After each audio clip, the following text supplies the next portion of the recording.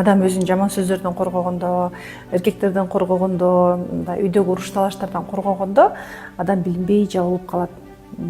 Чоң адам деле эгер коомдон жашынып, коомдон качып калса деле бүкүрөйүп калабыз.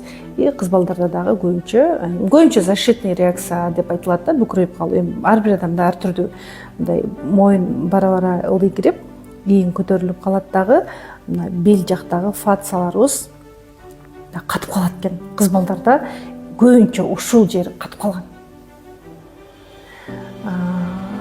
Мен муну кимдерден байкайм? Ата-энелер кетип калат го, мигрант болуп кетишет. Мага кыздар көп келет, подростоктор. Подростоктордо именно ушул фациялар катып калган. Ушул часть, ушул бөлүк иштебейт да. Акырындык менен бул жер аябай калың фация, оңой менен бошобойт, бирок көнүгүүлөрдү жасап отура, өзүнүн сезимдери менен иштеп отура бошойт. Пайдалуу болдубу маалымат? Жазып койгула.